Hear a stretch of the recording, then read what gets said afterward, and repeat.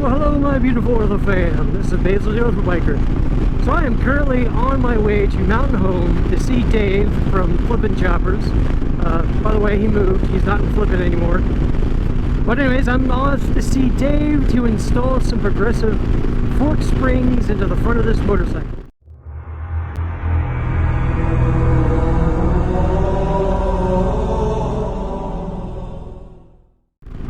I'm going to be leaving for the Tail of the Dragon next week, and while I have progressive fork springs, or pardon me, progressive springs or shocks in the rear, I figured I would need to balance the bike out with some progressive springs in the front.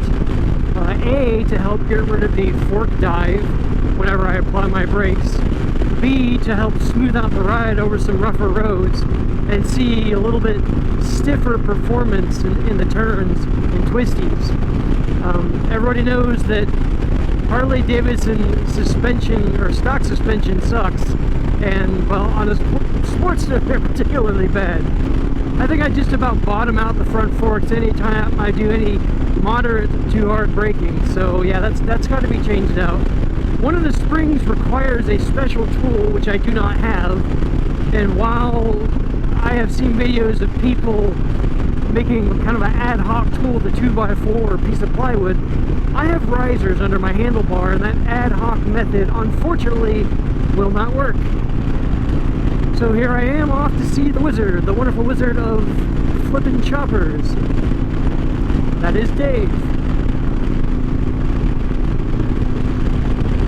And for the record, it is a beautiful day in the Ozarks. It might be in the high 80s, I think.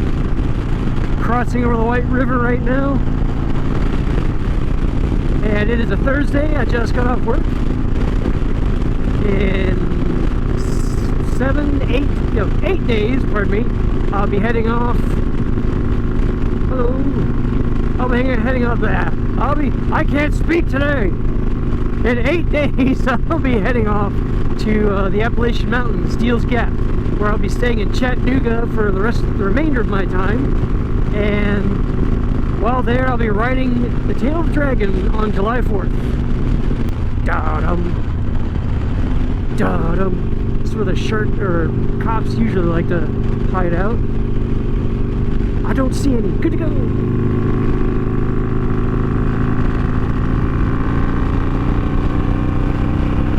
I've also been playing with the fueling on this bike. I've enriched it slightly in the power band and a couple areas of the motorcycle, also smoothing out the low RPMs and idle, and the bike runs a lot smoother. And I may have mentioned that in the video previously already, I don't remember. I checked the spark plugs today on my lunch break, and they don't really appear to be that bad. Just a little bit of black fouling, not much, nothing severe. So I think for now and for what I wanted, it'll work for its intended purposes. I've made an alternate tune in case this tune seems to be consuming more fuel than it should, or later on there's too much fouling on the spark plugs. But right now I think it'll work. So we don't have much more to say here, so I think we'll go ahead and fast forward to Dave's shop in Mountain Home. And I'll show you how horrendous the brake dive is on these front shocks.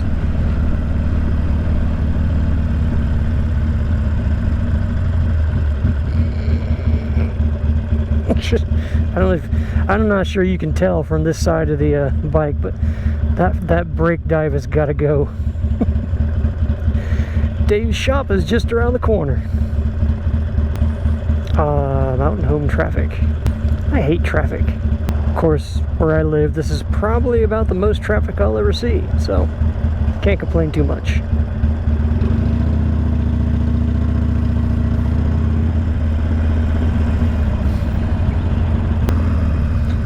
Is that another Sportster?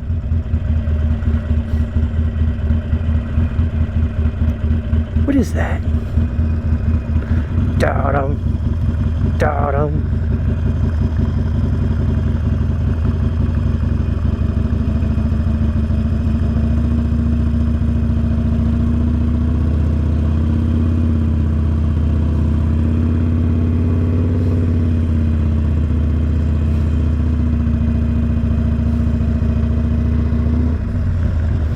circling like a shark.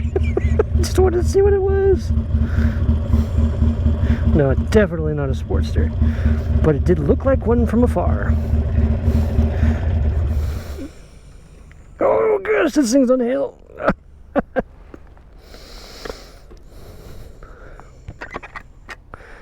Dave, are you home?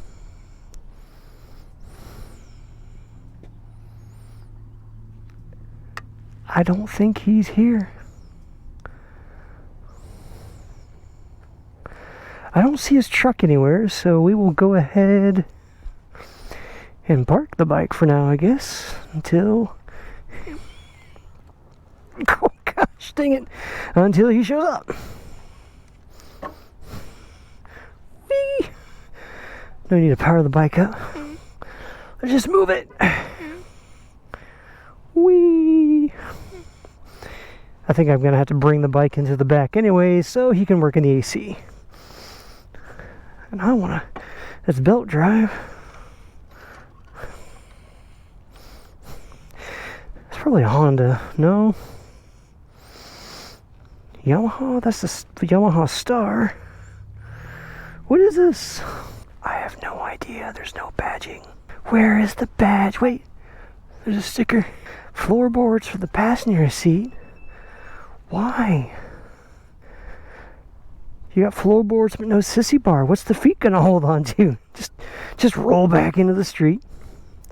Anyways, we are going to wait for Dave, I suppose. Dave showed up literally a minute or two after I had shut the camera off. So we moved the bike inside through the front door because Sportsters are small of stature. Point for the Sportster. And he started working on the bike. I didn't do much, but I tried to help him where I could, and by the time it was done, and maybe an hour or two after talking, the sun had already set, so the ride and review will have to come the next day.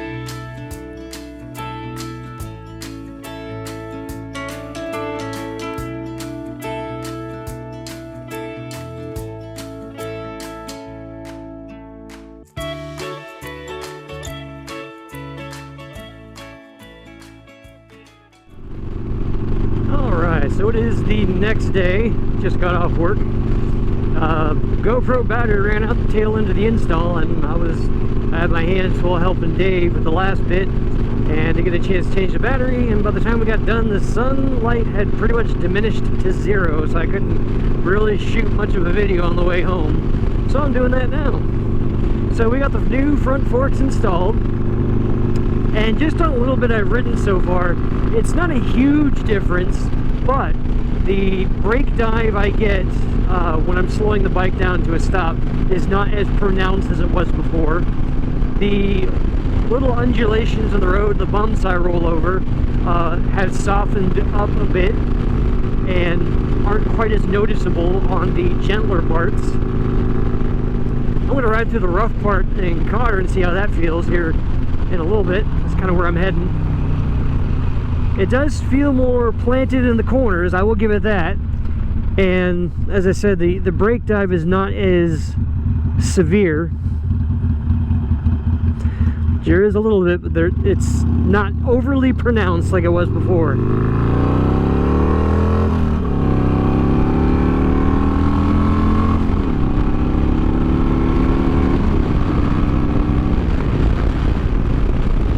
Obligatory pull off that turn. But overall, do I think the money was worth the little bit of improvement on the front end for the springs? Definitely so. The install probably cost a little more than the actual springs did, and that's okay. I think if I had the time and the know-how to do the front springs, I mean, I lacked the tool to compress the spring to begin with. I think that was the hardest part of putting everything back together, was compressing that left fork spring so you could screw the nut and the cap back onto the compensation rod, or damper rod, or whatever it's called. And then on the right fork, screwing that cap back on.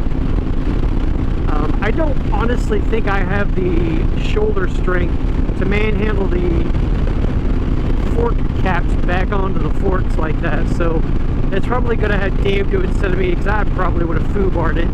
And the last thing I need to do is cross some threads and break something right before my big trip to Deal's Gap, which would have required an extended period of time to get parts to fix or replace it.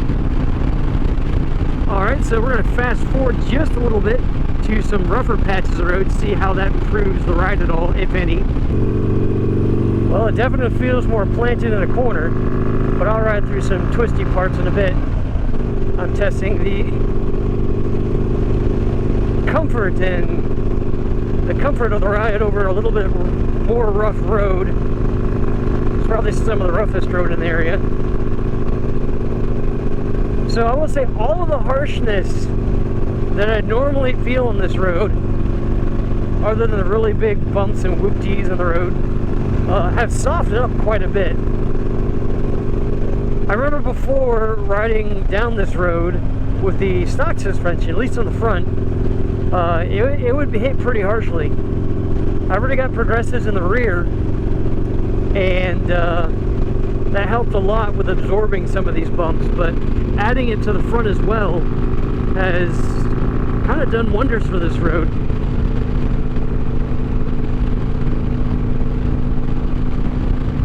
I mean, yeah, I could feel the more serious bumps, but it's not nearly as harsh as it was before. Like, if I had to ride over like 10 or 20 miles of road like this, oh, I would, I'm gonna kill me now over the stock suspension. Yeah, that's so much better. I don't know if you saw how bumpy that was, but this is probably the best test I have in this area to test the suspension over bumpy roads. And my goodness, there's no harshness to any of that. It's all been dulled, softened, whatever you want to call it, whatever the word is. So I think for the comfort aspect, the front and back suspension, but we're talking mainly with the fork springs. The fork springs are definitely doing their job in that aspect, and I appreciate that. Let's check for the brake dive. Brake dive is not nearly as pronounced. There's a little bit. I don't think you can avoid getting some brake dive, but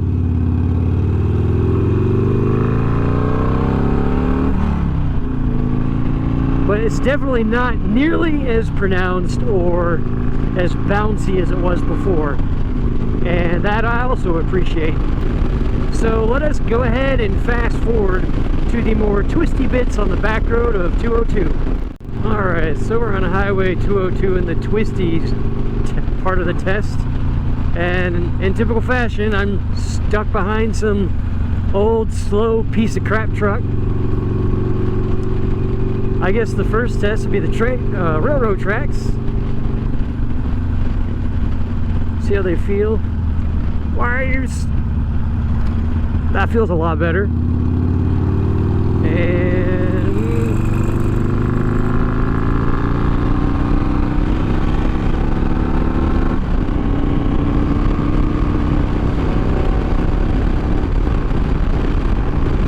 alright, so now that we go past him, let's go ahead and test some of these corners, shall we?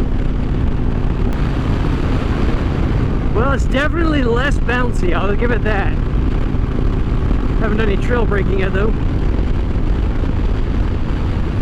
Oh, the braking is so nice in the corners. I need to drop down a gear.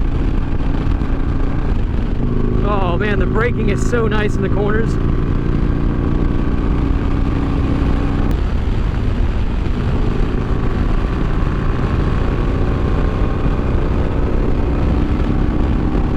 So yeah, front springs do help make the bike a lot more confidence inspiring in the corners. I guess it also does help that I've got progressive rear shocks on this bike too, but there's no bounciness, there's no wobbliness with hard braking or turning hard on the front end. I like it a lot. I like it a lot.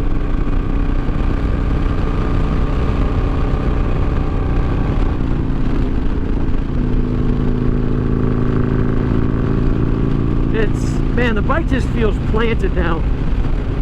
I mean, I know it's not a sport bike, it never will be, but compared to what it was before, way more planted in the corners. Well, that concludes the twisties part of this test.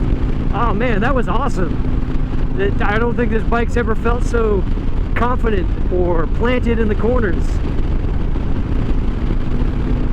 Like I said, it certainly helps. I got progressive rear shocks in here as well, and those certainly helped in the corners by themselves. But when you're doing hard braking or trail braking or any kind of hard cornering, that front end just has a tendency to bounce a little bit, and it just makes you a little worried you're gonna bounce out of that corner. But I do tend to ride my bikes a little hard, so part of that's on me, I suppose. But overall, I think the progressive fork spring upgrade on a Harley Davidson Sportster is well worth it. You just gotta shop around. I think I got mine from Dennis Kirk. I'll double check that, but yeah, I'm pretty sure I got mine from Dennis Kirk. Redzilla has them. Some other sites also have them, but a lot of the online retailers seem to be out of stock when I looked at them. So you have to be careful. You'll have to be selective in where you look and where you try to purchase them from.